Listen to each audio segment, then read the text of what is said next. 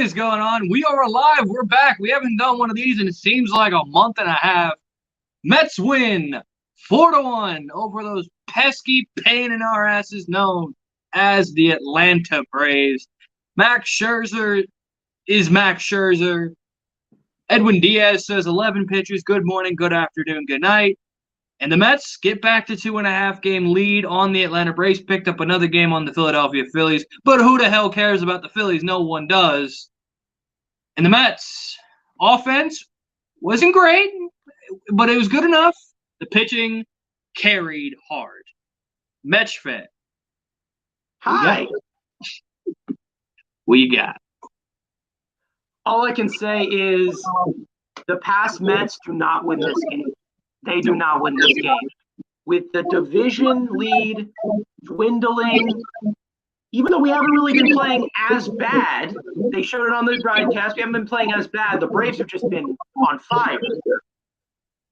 The momentum that the Braves had coming into this series, the old Mets do not win this game. And they were not behind a single second in this game, and they wanted to take the first game of the series. Job's not done yet, but they're guaranteed to have the division lead after this series is over.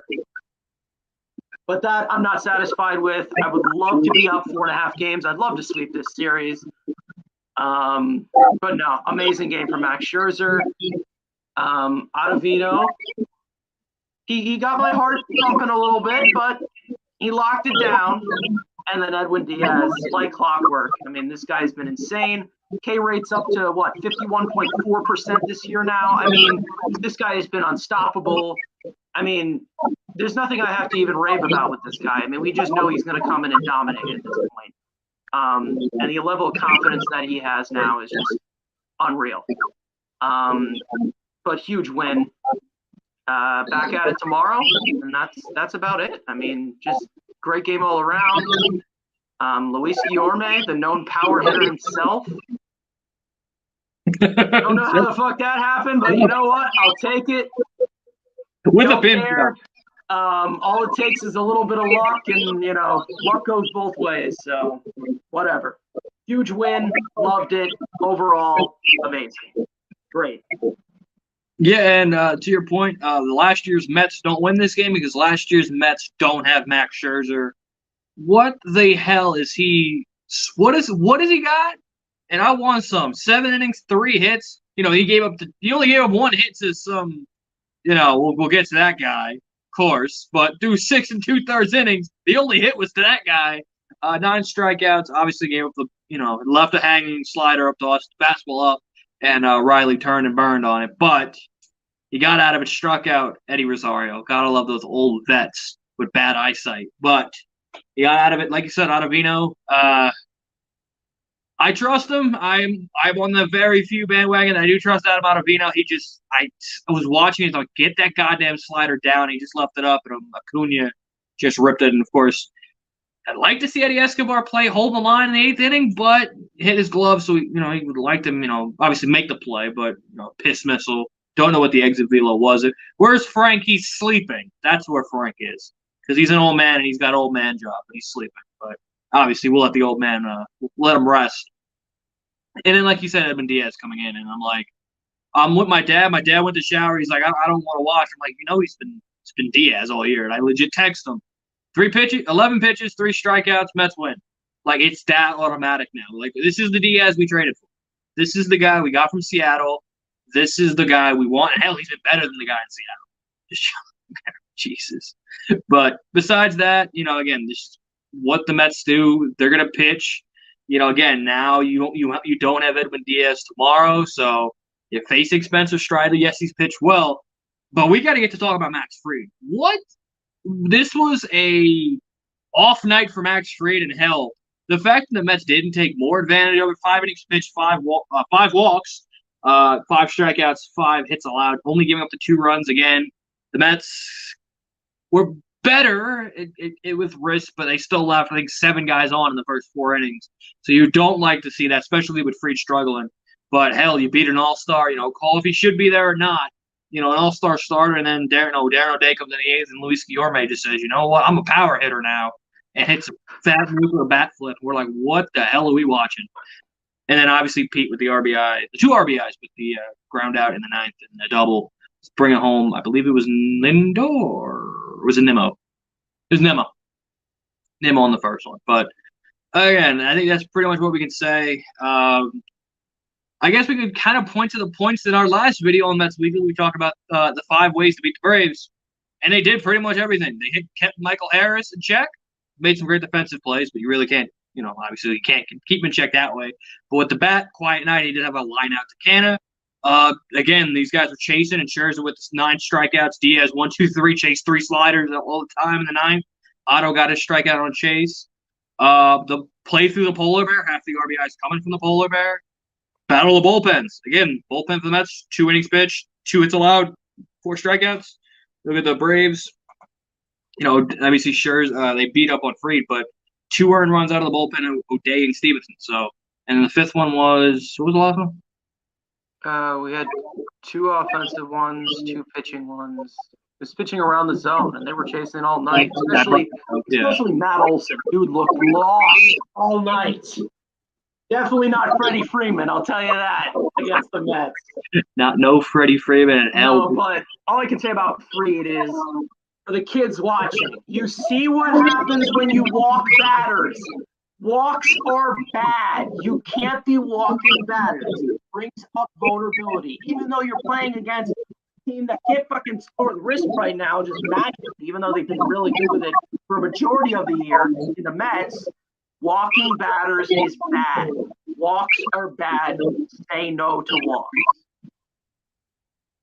That's all I gotta say. See, proof's in the pudding, man. Proof's on TV, man. But again, you got them in the off night. Again, they really didn't have to burn as many relievers as I would have liked, especially they had like 60 pitches in the 3rd inning. So I'm thinking, hey, get this guy out in the 4th and try to burn their bullpen. They really didn't use any of their big guys. They used their B guys. But we haven't talked about it on this channel because we haven't done a post game. But holy shit, I'm sick and tired of J.D. Davis. 0 for 4. He only had one, somehow only struck out once.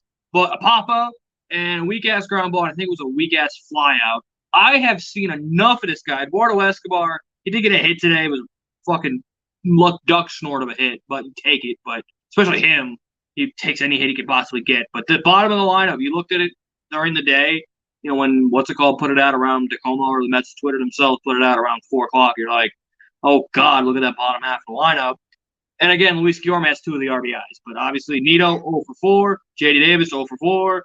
Guillorme, obviously 2 hits, 2 in the homer, and 2 RBIs. And then Eduardo Escobar, 1 for 5. So, one guy after Mark Canha, who got 2 walks and a hit, one guy had multiple hits. And then you had 3 overs. And then, Jankowski, 0 for 2, but he didn't walk and needed to get hit by a pitch. So he did get on base 50% of the time. But I know I've seen everybody. The Mets are not making a trade until after the MLB draft, because if the Mets spend $4 million, their draft pick's going down 10 spots. So all they got to do is survive this week. Obviously, I have been saying that fuck it, need a new look. Get me Mark Vientos or Daniel Palka. Give me one of them. Give me somebody different, because Dom Smith sucks. J.D. Davis sucks. Jankowski's going to play his role. I mean, obviously having Enciarte and him on the bench is not ideal. Don't expect that after this week. Obviously, the Mets just need to get to the break, get through Sunday, and I would not be surprised if that Wednesday after the All-Star break, the Mets make a trade. Because as soon as that 10 picks, they don't have to lose the 10 picks, going over that 4th luxury tax, the Mets are going to be active. And I know everyone's clamoring, saying, why can't they got it? Guys, I get it. Y'all hate the draft. Y'all hate prospects. The Mets are trying to be smart here. They don't want to lose 2 top 15 picks. And as they make a trade, boom, there goes the 10-15 pick to the 25th pick. So, for me, I get it. And I hope they're not being the last-second team. I hope they do be like the Braves last year and get ahead of the curve and make a move for a depth outfielder. Make the DH bat if it's Mancini. If it's, I've said on Twitter, it's not going to be Josh Bell, because Mike Rizzo would rather sell his children than sell the Mets a pretty good player. But again, let's just get through this week. Obviously, game 1 of the biggest series of the season so far. You took game 1. You hope to take another game. You might forfeit tomorrow with David Peterson, and hopefully you bounce back with Bass and Hound. and then you got 4 in Chicago. If you take 3 out of 4, obviously that could be a sweepable series. You see our old buddy Marcus Stroman on Friday, but that you can go into the break with a good stretch, and then if you go in first place, hell, Jay could pitch the first game out of the break, and hell, you could have a new DH. So again, we'll see. I know everybody's pissed off. I hate the bottom of the lineup as much as you do. I just think, again, just call up Vienna just to change the look because I'm sick and tired of seeing Steve from Minecraft not be able to hit a 93-mile-an-hour fastball. I'm just sick and tired of it. Give me the Asian dude in AAA or give me the fat white guy in AAA. I need a different look because Dom and JD, I've had enough. I know what those guys are. I don't know what Mark Vientos is. Daniel Palka is just a power hitter. I know that because he hit 30 homers with the White Sox 3 years ago. We have an inkling of what he is in the big leagues with just a ton of strikeouts. I'm just sick and tired of seeing it. Well, here's the thought. Going into tomorrow's game, you have David Peterson going on the mound. They do not have Trevor Williams slotted to start at all. So is it possibility that they're kind of going half and half with Peterson and Trevor Williams? Then maybe you end it off with, I don't know,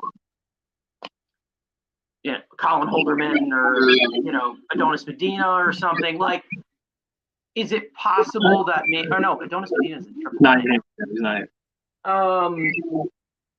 So yeah, I think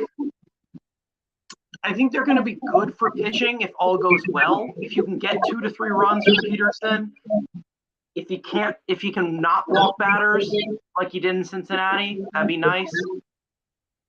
This is obviously a same amount of discipline as Cincinnati and Atlanta.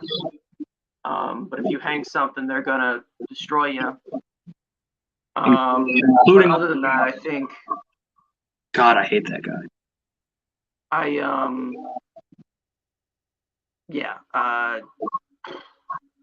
Austin Riley first, if you want to talk about Austin Riley. Yeah, okay. Here's the deal. And I see a lot of people bitching on Twitter. It's not Mets fans, of course. It's Austin Riley is the third best third baseman in the National League at best. He's behind Nolan Arenado and he's behind Manny Machado. Everyone bitching and complaining about him not being an all-star. Yeah, should he probably be there? That's a good chance. But he's the third best player at his position. So, can we stop with this that, Austin Riley got robbed? Literally has Nolan Arenado and Manny Machado ahead of him. This isn't like a situation where it's Jazz Chisholm and Ozzie Albies in front of Jeff McNeil. That's brain dead stupidity because Jeff's better than both of them. To be honest, Austin Riley should be the DH over Wilson Contreras. Pete Alonso should be the DH in the National League. Yeah, probably. But, whatever. It's the All-Star game. It's an exhibition game. I don't really give a shit. To be honest, all he really cared about was Edwin Diaz getting the All-Star. That was pretty much it. But other than that, here's the thing about Austin Riley. I fucking hate this guy so much. The fact that we have to see this guy probably for the next decade pisses me off. Stop pitching him inside. He will always beat you there. Breaking balls in the dirt, high heat, that's it. If you miss to this guy, he is going to make you pay. I can't stand this guy. He's so fucking annoying. But whatever. There's one run. I also want to talk about Robinson Cano for a second. Yeah, I was going to get for a second. We all knew it was going to happen. We all knew he was going to get 2 hits. We all knew he was going to have a good game offensively. But, to see that live, to see him in a Braves uniform, how the mighty have fallen at this point. How the mighty have fallen. It's a slight upgrade over the SpongeBob jersey, but it's just independent in the eye of the beholder. But, again, he was raging in AAA. So, obviously that went over. And, hey, he got 2 hits in the big league. So, you know what? Maybe it works. Why is the audio weird? I think because both of us are using our one computer and phone, and we don't have headphones in. So that's probably why. But I don't think it's that terrible. Mets fans' audio is a little funky more than mine. But you need to put a headset in, and then we're good. Because I'm all good on my end. At least for you got a little whistle. Again, who cares? Well, we're gonna be ending it. But anything else you want to talk about? Lindor 3 hits. Getting on that ninth inning. That ninth inning was interesting from the Mets, being so much hit and run. I don't know if it's just because of the guy. Maybe they had a book on this fat guy that the Braves use, but the fact that Lindor was running, Nimmo was running, not Pete, Inciarte was running. There was a bunch of, if it was just straight hit and run or just straight stealing, because those guys went crazy out in the ninth, and I did like to see that. That's the kind of game the Mets have to play against the Braves. They're not going to outslug them. They got to take advantage of, staying out of double plays, hit and run, stuff like that. But again, Lindor 3 hits, good to see. Pete 2 RBIs, again playing through the polar bear that he is. Inching closer to David's record going into the All-Star break. I would take a good shot that he probably breaks that, probably in the Chicago series. Love it to be tomorrow, and he loves hitting in Chicago, Pete. But I put good money that record will be broken in Wrigley. Again, Eduardo Escobar. I think to be honest, he's going to lean into one of those good games, especially in Chicago. I think he might get 80 by the All-Star break. There's a good chance. Again, I'm not going to lie, he might get to 80. We'll see. But now Salami can inch you right close to it. Hell, he had a 3-run homer. He would have tied it in this game. Every time he had 2 men on, one swing would have tie the record. Yeah. Now one swing can break it. But he's Lucas Duda. He is Lucas Duda. Big for. I guess previewing tomorrow, David Peterson. Both me and you have been pretty not as big a supporter as most Twitter. I mean, you've taken all the heat, and I've kind of just gotten away because I am a Rhino. Against Spencer Strider, again, the Mets' worst enemy, velocity, great mustache. We haven't seen him yet face the Mets, so I know J.D. Davis is sitting this game. Oh yeah, I know J.D. Davis is gonna. If they start him, to be honest, I mean you don't really have many choices right now with Marte but I mean. You can't start JD. I'd rather have Dom Smith play because he's actually not been hitting that bad. I mean, I guess that is true, and it's against the righty, so I'd expect Dom to be back in the lineup, but I just can't deal with either of them. I want to see JD Davis out there just so I can see fucking 12 whiffs at 99 or higher. I just want to again, JD Davis, I've seen enough. We don't need to see this guy anymore. Trade him for literally anything. A box of peanuts, a Chick-fil-A gift card, anything. Because I get the hard hit rate, but it's enough. And again, like I said, maybe Williams isn't scheduled, so maybe you could see a tag team of Peterson and Williams tomorrow. I would like to. I've been saying that. And then obviously you could have a guy named Jakob pitch game 1 after the break, potentially. So maybe not having to need to see. I think they're saving him for the Yankees. I think that Yankee series is definitely. I think he gets obviously his rehab start is going to be Thursday in Syracuse during Mets week. He's going to probably get one more probably during the All-Star break, and then they're going to. Yeah, it's going to be a sim game during the break, and then we'll see. Yeah, I mean.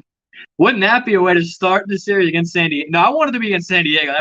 Listen. Jacob deGrom did start his major league career against the Yankees. So, and he dominated them, and we didn't score for him because why would we ever score for Jacob deGrom?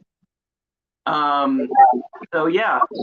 It'd be cool for him to make his comeback against the team that he made his debut against. You know what would also be cool? If Trey Mancini makes his Mets debut. That'd be cool, too. That'd be cool.